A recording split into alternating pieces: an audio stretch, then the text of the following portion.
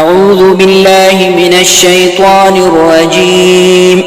بسم الله الرحمن الرحيم. الحمد لله الذي أنزل على عبده الكتاب ولم يجعل له عوجا قيما لينذر بأسا شديدا من لدنه ويبشر المؤمنين الذين يعملون الصالحات أن لهم أجرا حسنا ماكثين فيه أبدا وينذر الذين قالوا اتخذ الله ولدا ما لهم به من علم ولا لآبائهم كبرت كلمة تخرج من أفواههم إن يقولون إلا كذبا فلعلك باخع نفسك على آثارهم إن لم يؤمنوا بهذا الحديث أسفا إنا جعلنا ما على الأرض زينة لها لنبلوهم أيهم أحسن عملا وإنا لجاعلون ما عليها صعيدا جرزا أم حسبت أن أصحاب الكهف والرقيم كانوا من آياتنا عجبا إذ أوى الفتية إلى الكهف فقالوا ربنا آتنا من لدنك رحمة وهيئ لنا من أمرنا رشدا فضربنا على آذانهم في الكهف سنين عددا ثم بعثناهم لنعلم أي الحزبين أحصى لما لبثوا أمدا نحن نقص عليك نبأهم بالحق إنهم فتية آمنوا بربهم وزدناهم هدى وربطنا على قلوبهم إذ قاموا فقالوا ربنا رب السماوات والأرض لن ندعو من دونه إلها لقد قلنا إذا شططا هؤلاء قومنا اتخذوا من دونه آلهة لولا يأتون عليهم بسلطان بين فمن أظلم ممن افترى على الله كذبا وإذ اعتزلتموهم وما يعبدون إلا الله فأووا إلى الكهف ينشر لكم ربكم من رحمته ويهيئ لكم من أمركم مرفقا وترى الشمس إذا طلعت تزاور عن كهفهم ذات اليمين وإذا غربت تقرضهم ذات الشمال وهم في فجوة منه ذلك من آيات الله من يهد الله فهو المهتد ومن يضلل فلن تجد له وليا مرشدا وتحسبهم أيقاظا وهم رقود ونقلبهم ذات اليمين وذات الشمال وكلبهم باسط ذراعيه بالوصيد لو اطلعت عليهم لوليت منهم فرارا ولملئت منهم رعبا وكذلك بعثناهم ليتساءلوا بينهم قال قائل منهم كم لبثتم قالوا لبثنا يوما أو بعض يوم قالوا ربكم أعلم بما لبثتم فابعثوا أحدكم بورقكم هذه إلى المدينة فلينظر أيها أزكى طعاما فليأتكم برزق منه وليتلطف ولا يشعرن بكم أحدا إنهم إن يظهروا عليكم يرجموكم أو يعيدوكم في ملتهم ولن تفلحوا إذا أبدا وكذلك أعثرنا عليهم ليعلموا أن وعد الله حق وأن الساعة لا ريب فيها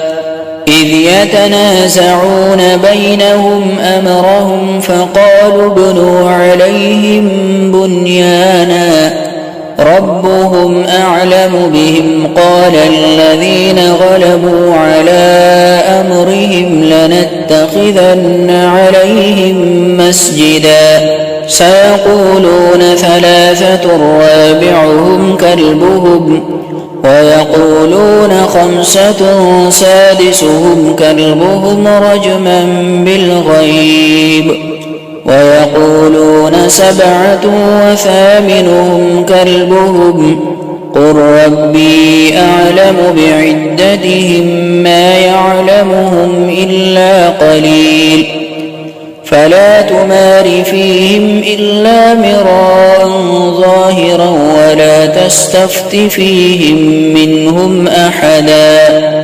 ولا تقولن لشيء إني فاعل ذلك غدا إلا أن يشاء الله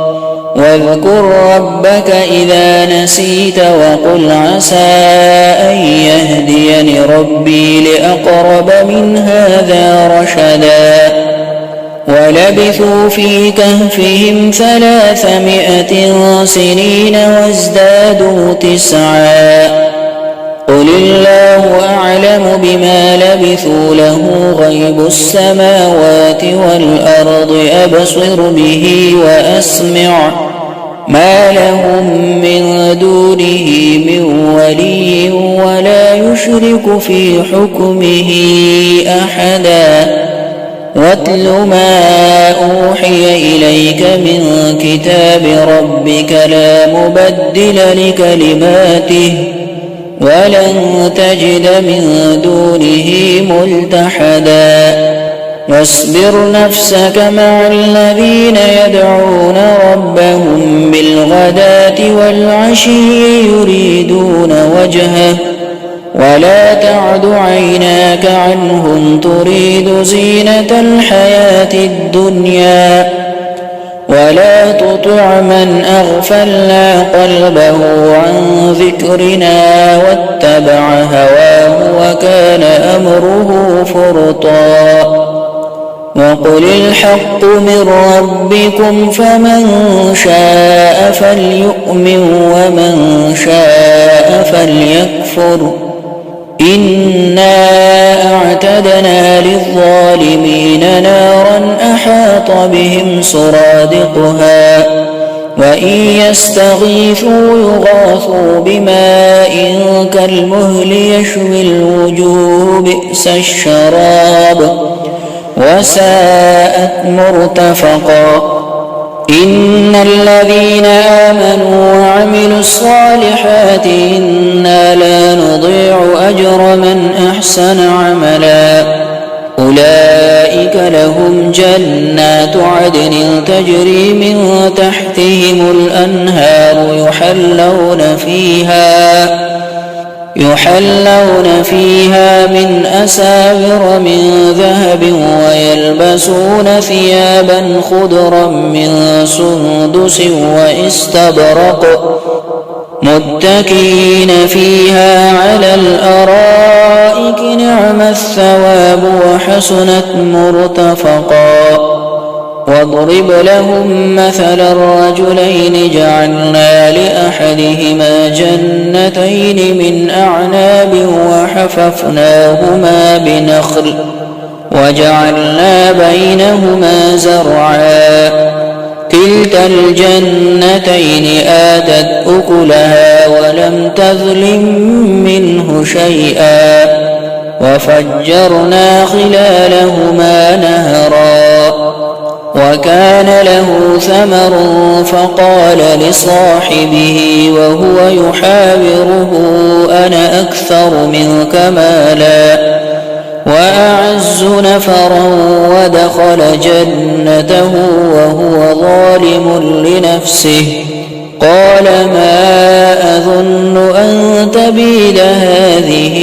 أبدا وما أظن الساعة قائمة ولئن رددت إلى ربي لأجدن خيرا منها منقلبا قال له صاحبه وهو يحاوره أكفرت بالذي خلقك من تراب ثم من نطفة ثم سواك رجلا لكن هو الله ربي ولا أشرك بربي أحدا ولولا إذ دخلت جنتك قلت ما شاء الله لا قوة إلا بالله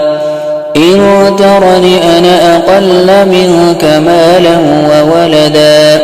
فعسى ربي أن يؤتيني خيرا من جنتك ويرسل عليها حسبانا من السماء فتصبح صعيدا زلقا أو يصبح ماؤها غورا فلن تستطيع له طلبا وأحيط بثمره فأصبح يقلب كفيه على ما أنفق فيها وهي خاوية على عروشها ويقول يا ليتني لم أشرك بربي أحدا ولم تكن له فئة ينصرونه من دون الله وما كان منتصرا هنالك الولاية لله الحق هو خير ثوابا وخير عقبا واضرب لهم مثل الحياة الدنيا كماء إن أنزلناه من السماء فاختلط به نبات الأرض فأصبح هشيما تذروه الرياح وكان الله على كل شيء مقتدرا المال والبنون زينة الحياة الدنيا والباقيات الصالحات خير عند ربك ثوابا وخير أملا ويوم نسير الجبال وترى الأرض بارزة وحشرناهم فلم نغادر منهم أحدا وعرضوا على ربك صفا لقد جئتمونا كما خلقناكم أول مرة بل زعمتم أن لن نجعل لكم موعدا ووضع الكتاب فترى المجرمين مشفقين مما فيه ويقول يا ويلتنا ما لهذا الكتاب لا يغادر صغيرة ولا كبيرة إلا أحصاها ووجدوا ما عملوا حاضرا ولا يظلم ربك أحدا وإذ قلنا للملائكة اسجدوا لآدم فسجدوا إلا إبليس كان من الجن ففسق عن أمر ربه أفتتخذونه وذريته أولياء من دوني وهم لكم عدو بئس للظالمين بدلا ما أشهدتهم خلق السماوات والأرض ولا خلق أنفسهم وما كنت متخذ المضلين عددا ويوم يقول نادوا شركائي الذين زعمتم فدعوهم فلم يستجيبوا لهم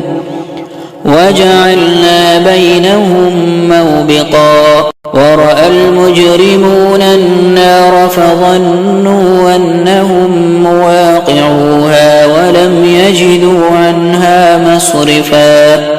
ولقد صرفنا في هذا القرآن للناس من كل مثل وكان الإنسان أكثر شيء جدلا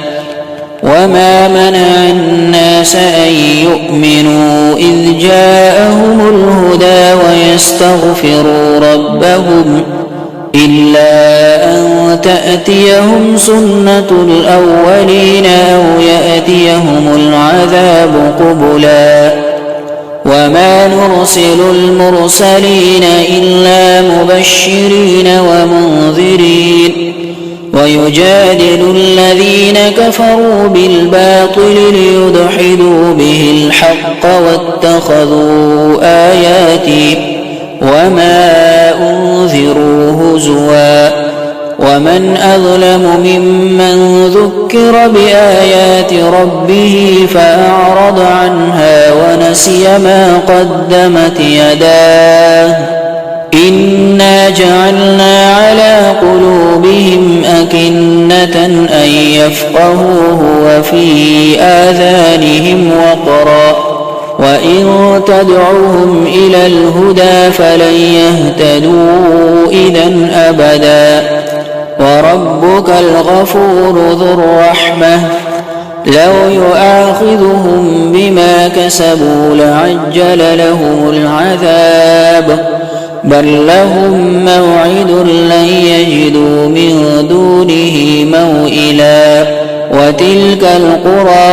أهلكناهم لما ظلموا وجعلنا لمهلكهم موعدا وإذ قال موسى لفتاه لا أبرح حتى أبلغ مجمع البحرين أو أمضي حقبا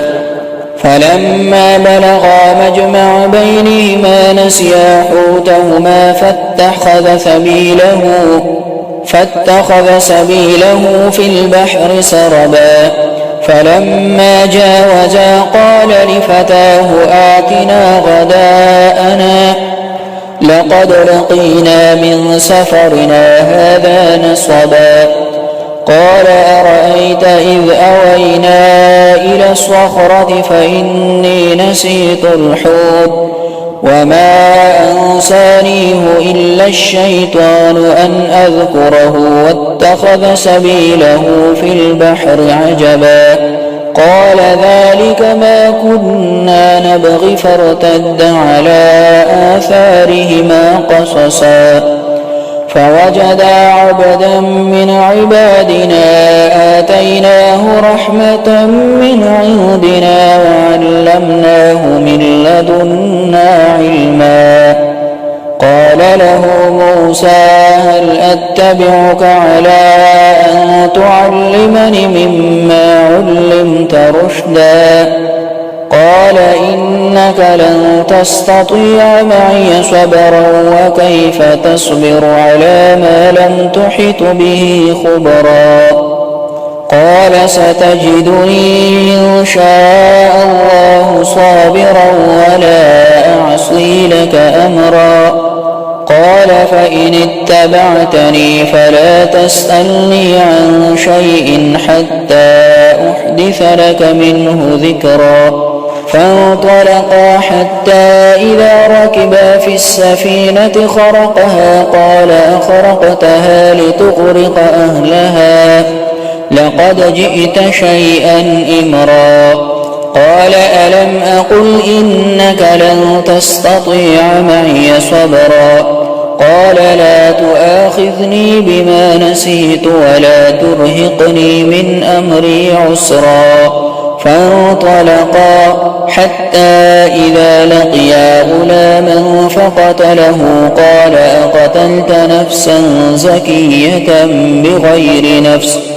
لقد جئت شيئا نكرا قال ألم أقل لك إنك لن تستطيع معي صبرا قال إن سألتك عن شيء بعدها فلا تصاحبني قد بلغت من لدني عذرا فانطلقا حتى إذا أتيا أهل قرية استطعما أهلها فأبوا أن يضيفوهما فوجدا فيها جدارا يريد أن ينقض فأقامه قال لو شئت لاتخذت عليه أجرا قال هذا فراق بيني وبينك سأنبئك بتأويل ما لم تستطع عليه صبرا أما السفينة فكانت لمساكين يعملون في البحر فأردت أن أعيبها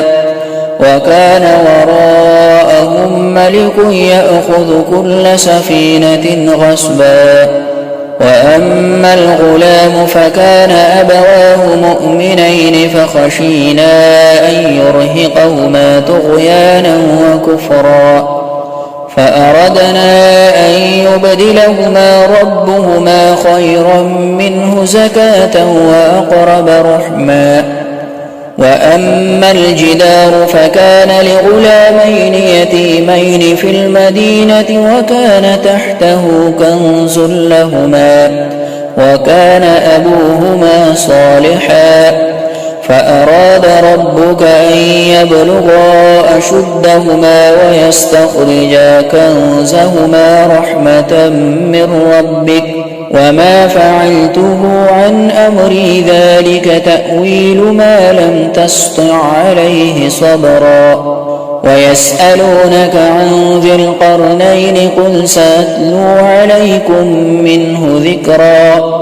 إنا مكنا له في الأرض وآتيناه من كل شيء سببا فأتبع سببا حتى إذا بلغ مغرب الشمس وجدها تغرب في عين حمئة ووجد عندها قوما قلنا يا ذا القرنين إما أن تعذب وإما أن تتخذ فيهم حسنا قال أما من ظلم فسوف نعذبه ثم يرد إلى ربه فيعذبه عذابا نكرا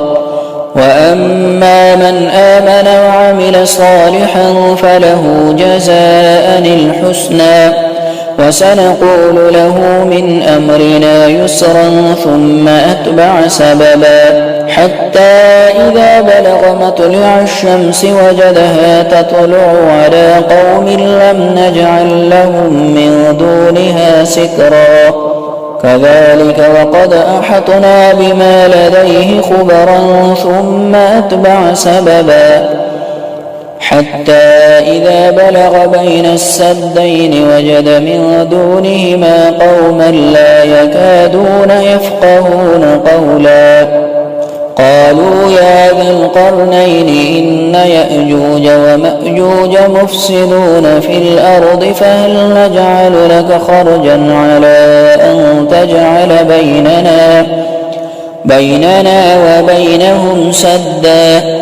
قال ما مكني فيه ربي خير فأعينوني بقوة أجعل بينكم وبينهم ردما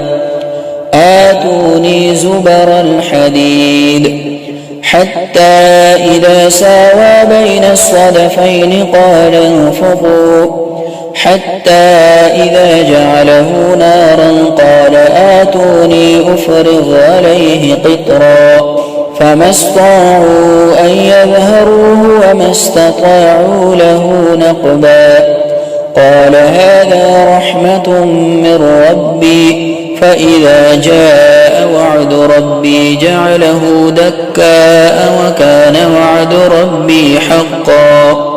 وتركنا بعضهم يومئذ يموج في بعض ونفخ في الصور فجمعناهم جمعا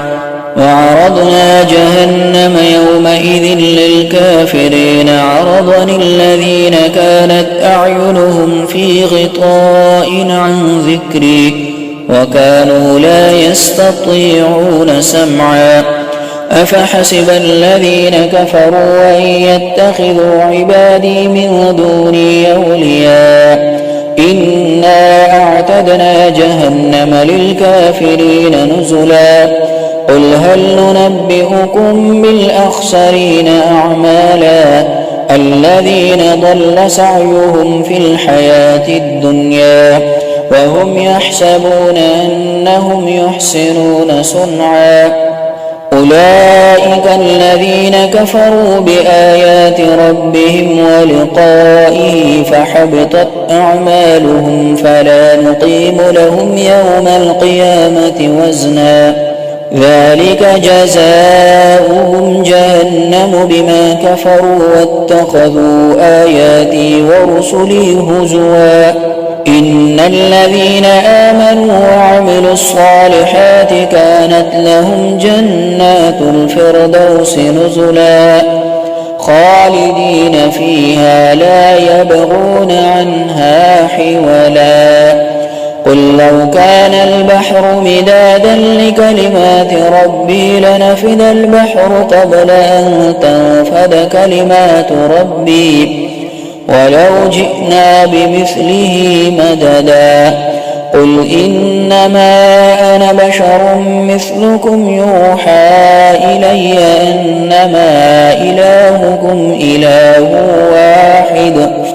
فمن كان يرجو لقاء ربه فليعمل عملا صالحا ولا يشرك بعبادة ربه أحدا.